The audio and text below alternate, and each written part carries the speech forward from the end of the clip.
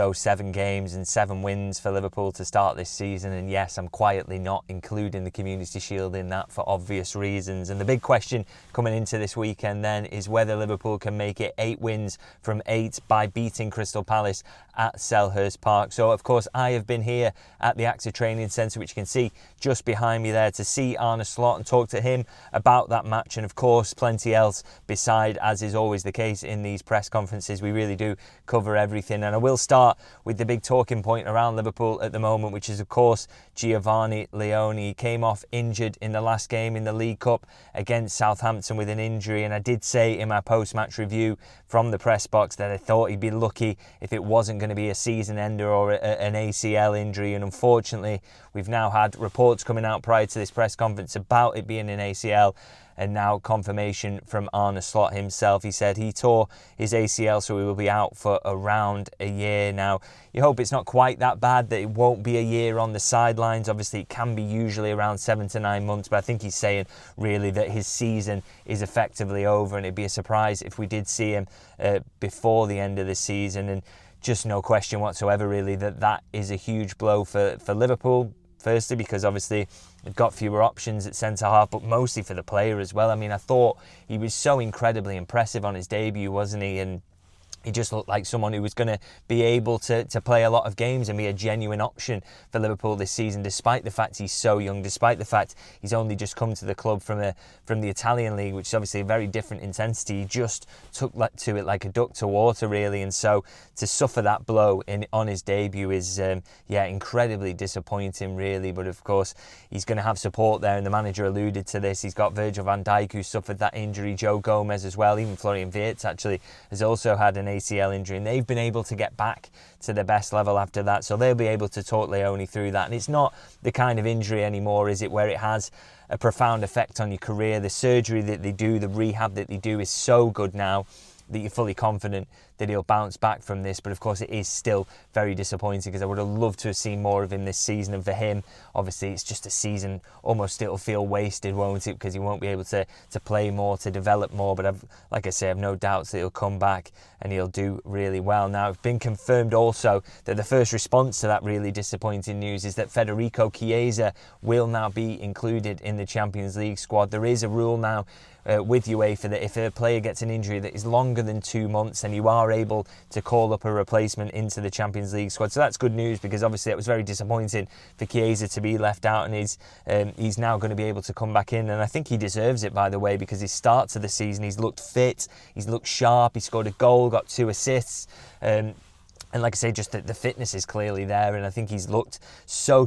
determined to make a point. So I really think it's good news that he's going to be able to be involved in the Champions League squad. Arne Slot said it's not something he personally has to oversee, but they're looking into it and sorting that out now. And as I say, that's within UEFA's rules, so he is going to be included in that, which I think is good news. But of course, the big question it throws up, Leoni's injury, is what about that depth at centre-half, and do Liverpool have enough there? Now, inevitably, the manager was asked about Mark Guéhi after coming so close to signing him in the summer window.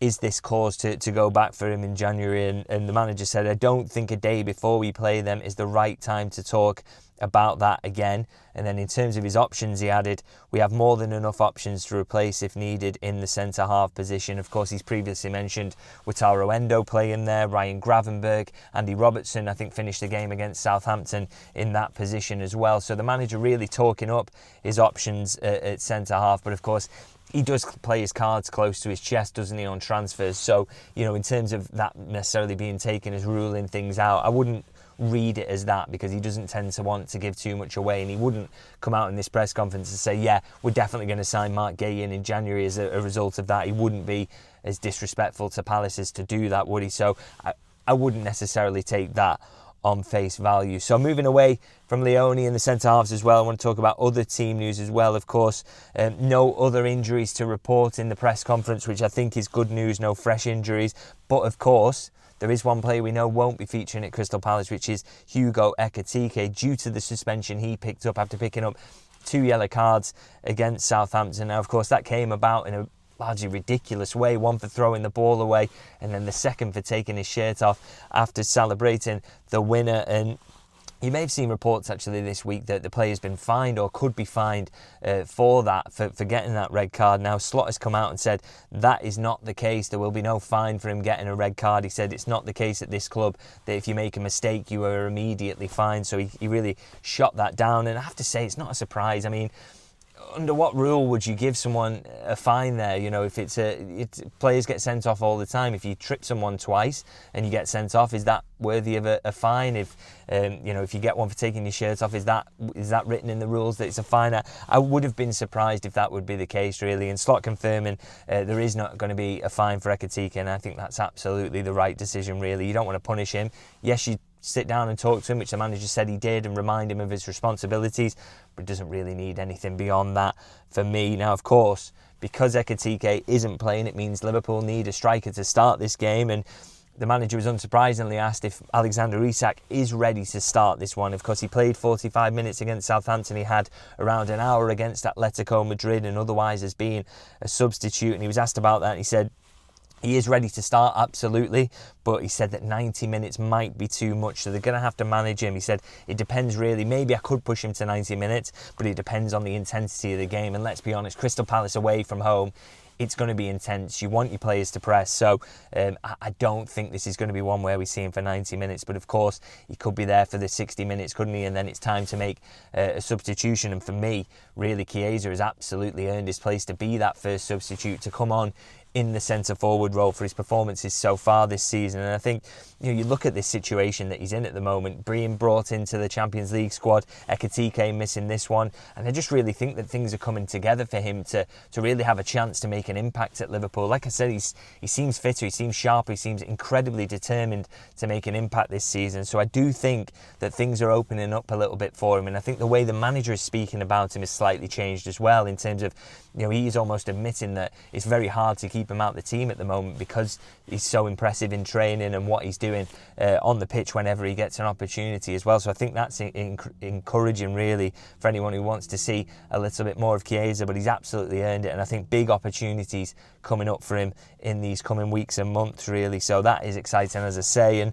And in terms of Palace, he was asked about Palace, of course, the threat they hold, and he said they have an enormous discipline defensively, and that Liverpool are going to have to be patient. Hopefully he doesn't mean another last-minute winner, because he can't take another one of those. But of course, it may be, if you do need to be patient, it's all about your subs and the impact they make. So Chiesa, I'm thinking of Rio Ngamoa as another one who could come in and make an impact in the game. And he was asked about Rio Ngamoa and his development so far this season, and said the good thing if you are a youngster playing at Liverpool is that there are players playing with you who are still better than you are, and that, he said, helps keep him grounded, but also the fact he's such a good character as well helps keep him grounded. He's no worries that Rio Ngamoa doesn't want to reach that next step of playing at the level of the teammates around him, but also then doing that on a consistent basis. So that's the challenge to him, and of course he could be needed against Crystal Palace. They do defend deep at times, and you need someone who can lock that with the dribbling.